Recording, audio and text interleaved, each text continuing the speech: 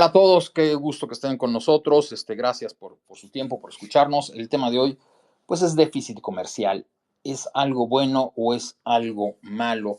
Y la razón por la cual vamos a hablar de este tema es porque el sábado 1 de febrero, Donald Trump finalmente impuso aranceles a México, Canadá y China y se quejó además de la parte política, de que no se le estaba apoyando en cuanto a temas de migración y fentanilo. Dijo que era injusto cómo los trataba México a Estados Unidos, más o menos. Estados Unidos dice que ellos le compran a México, Canadá y China más de $1 billón en relación a lo que nosotros le vendemos. Entonces, eso es un déficit comercial. Hay dos déficits, son dos temas interesantes, son dos conceptos. Uno es déficit público y el otro es déficit comercial. El déficit público no tiene nada que ver con el comercial, pero seguramente han escuchado hablar de eso y se pueden confundir. Es la diferencia entre lo que gasta un gobierno y lo que ingresa ese gobierno. En el caso de México, por ejemplo, estamos hablando de que México en 2025 va a gastar 9.3 billones de pesos y va a ingresar por impuestos, por Pemex, por CFE, más o menos 7.9 billones de pesos. Entonces falta 1.3 billones de pesos. Eso va a ser deuda, eso es déficit público, la diferencia entre ingresos y egresos públicos. Déficit comercial se puede ver de muchas maneras. Una es cuánto importamos contra cuánto exportamos. En el caso de México, en 2024, habremos exportado bienes por 615 mil millones de dólares. Es una cantidad impresionante. Somos el país de América Latina que más exporta, pero importamos bienes por 627 mil millones de dólares. Es decir, tenemos un déficit comercial. Importamos un poquito más, 12 mil millones de dólares de lo que exportamos. No es problema para México, ya lo iremos platicando. Y también esa misma relación se puede ver entre los países. México, por ejemplo, le exporta a Estados Unidos 500 mil millones de dólares y le importamos 350 mil millones de dólares. México tiene superávit con Estados Unidos y Estados Unidos, pues del otro lado, tiene déficit. Nos exporta menos de lo que le importamos. ¿Eso es algo bueno o malo?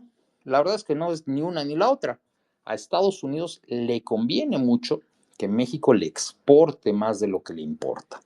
¿Por qué? Pues porque la población norteamericana obtiene 500 mil millones de dólares de productos más baratos de los que podría obtener en su propio territorio.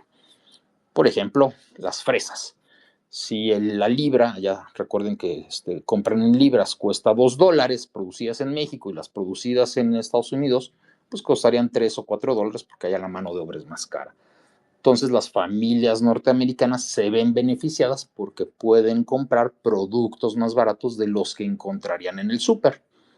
En el caso, por ejemplo, del sector automotriz, que representa el 30% de las exportaciones mexicanas, pues le entra los autos, allá se hace la suspensión, llegan a México, se les pone el motor, se les regresa, se pone el chasis, se regresa a México, se ponen vestiduras, se regresa a Estados Unidos, se ponen vidrios, en México se termina y ya se regresa a Estados Unidos.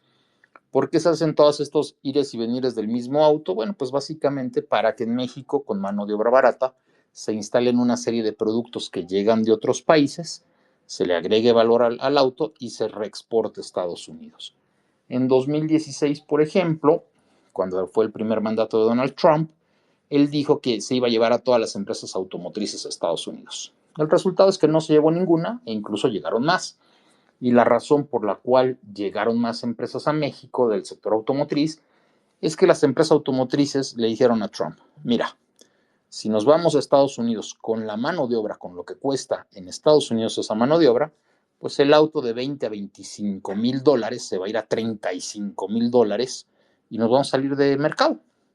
Si hoy una taza manufacturada en México cuesta $2, pues con un precio de 35 dólares la mano de obra, en Estados Unidos la misma tasa manufacturada ya va a estar en $4, pues nos vamos a salir de precio porque va a haber tasas en $2.50 y $3, ¿no?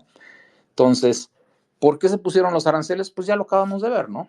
En el comunicado y en todas las pláticas que han habido entre Trump y la señora Sheinbaum, nunca se ha hablado del déficit comercial. Simple y sencillamente se habló de una mayor colaboración de México para el combate del fentanilo Estados Unidos sabe perfectamente bien que no le conviene reducir ese déficit. Al contrario, a Donald Trump lo que le conviene es que empresas de todo el mundo encuentren en México un lugar donde poder maquilar barato, sustituir a China como esa maquila, y que Estados Unidos le pueda poner más aranceles a China, pueda afectar más su economía, con quien tiene serios problemas, y eso no afecta a sus empresas porque las empresas tienen en México la mano de obra barata que necesitan para seguir entregando productos baratos a Estados Unidos, a sus consumidores.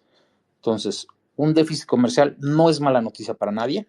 Lo que los países debemos de ver en el caso de México no es cuánto ISR obtenemos de esas importaciones y exportaciones de maquila, sino cuántos empleos generamos. Por ejemplo, Puebla y la fábrica de Volkswagen, pues generará 10, 12 mil empleos bien pagados. Esas 10 o 12 mil familias pueden mandar a sus hijos a buenas escuelas, ir a buenos restaurantes, pueden ir a hacer su mandado y están consumiendo, y es ahí cuando el gobierno mexicano cobra impuestos y genera más empleos de esas escuelas que reciben a los niños, de los supermercados donde van las personas, etcétera, etcétera. ¿Cuándo se deben de aplicar aranceles a los productos? Bueno, pues por ejemplo, como en el caso de China, cuando lleva a cabo prácticas depredatorias o antidumping. ¿Qué es eso?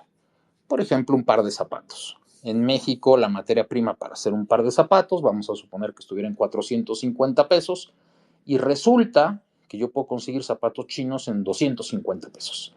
Pues, ¿cómo lo hicieron los chinos? Pues muy fácil.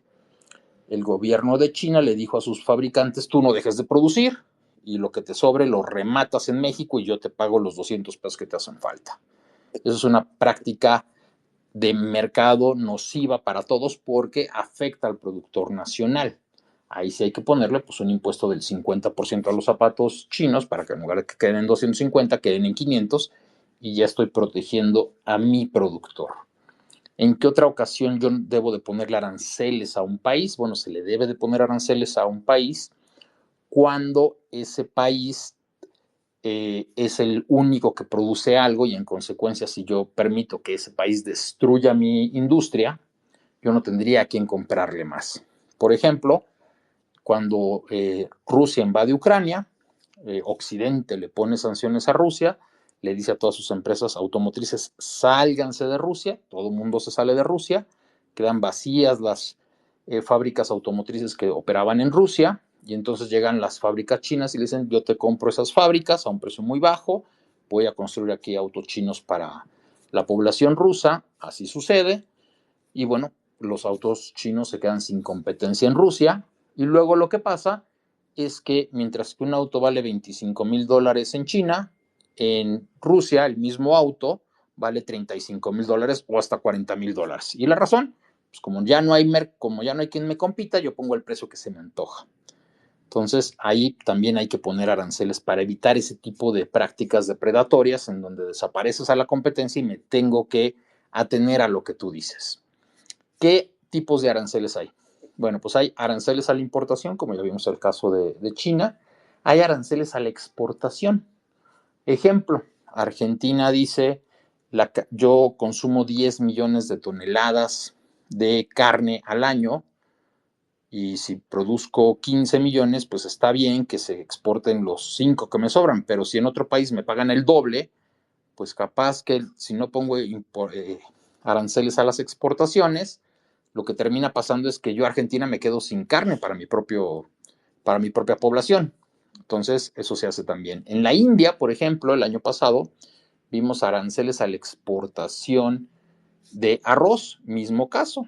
En India es un gran productor de arroz, pero otros países donde hubo sequía empezaron a comprarle mucho arroz a la India, e India dijo: me voy a quedar sin arroz para mi propia población. Resultado, le puso aranceles a la exportación. Eso es algo que se hace. Y hay otro caso que se llaman los cupos. Esto es, por ejemplo, en el caso de México, México consume 4.3 millones de toneladas de azúcar y nada más produce 3.8 millones. Las 500,000 toneladas que me hacen falta las importo, pero es un cupo, nada más permito que entren al mercado mexicano 500,000 toneladas, normalmente vienen de Brasil. Si yo permitiera que entraran 1,000,000 o 2,000,000 o las que fuera del mercado, pues lo que pasaría es que el precio de mi azúcar en México se caería y yo destruiría mi propia industria azucarera, lo cual el gobierno mexicano no quiere que suceda. Entonces eso se llama cupo y es para no permitir que el mercado se sature y caigan mucho los precios. Si algún día el sector azucarero mexicano pusiera algún que ver o hiciera algo más, bueno, pues el gobierno puede controlar aumentando los cupos de azúcar y eso va a reducir el precio local, ¿no? Hay todo un tema, por cierto, en temas de leche, por ejemplo, en Estados Unidos.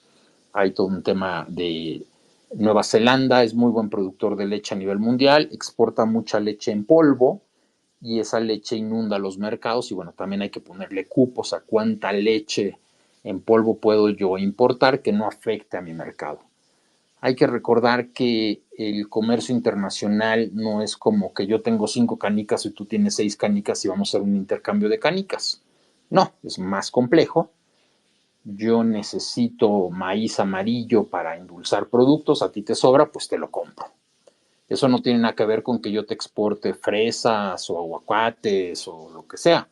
Es una decisión de compro maíz porque me conviene y del otro lado, nada que ver, pues se venden fresas, se venden lechugas, se venden brócolis.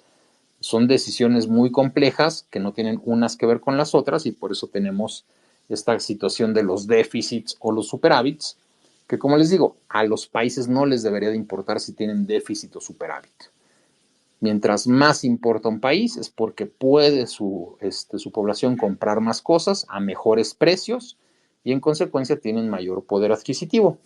En el caso, por ejemplo, de Estados Unidos y México, regresando al tema de las fresas al sector agropecuario, que más o menos le exportamos 12,000,000,000 de dólares anuales a Estados Unidos, bueno, pues imagínense que una familia norteamericana gastara $100 semanales en frutas y verduras y si no importara cosas de México, pues gastaría 150 al mes, pues serían $200 más los que tendría que gastar en frutas y verduras y pues ya no tendría dinero, pues a lo mejor para comprarse una playera o a lo mejor para ir a un restaurante o a lo mejor para ir al cine.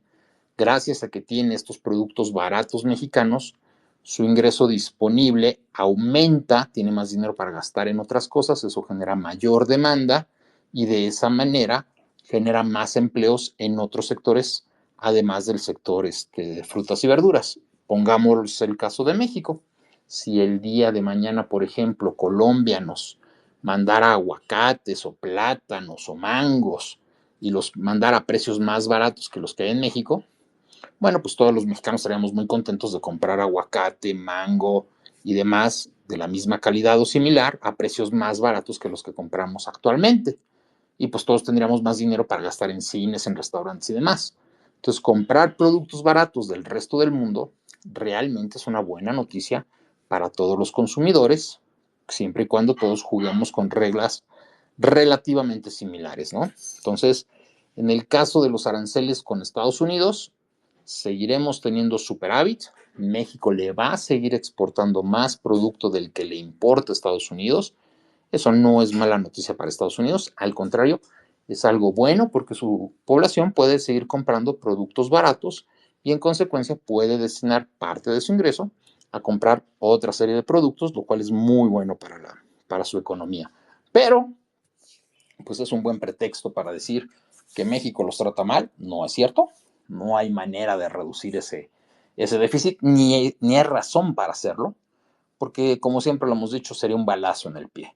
Si Estados Unidos no permite que entren frutas y verduras a Estados Unidos baratas provenientes de México, pues la gente en Estados Unidos tendrá que gastar más, la inflación va a subir y en consecuencia, pues la Fed, el Banco Central, tendrá que subir tasas y eso va a frenar su economía.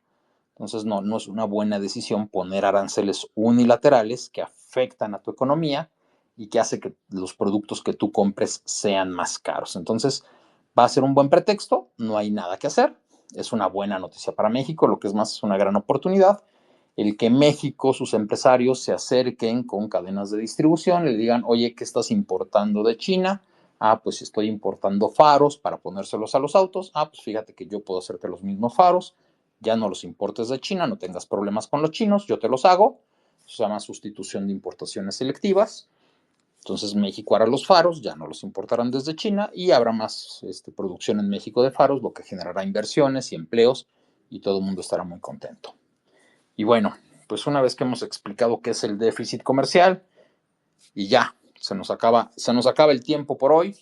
Muchísimas gracias a todos. Les recuerdo mis redes sociales, Carlos López Jones en Twitter, en X, el Substack de Carlos y en tendencias.com.mx.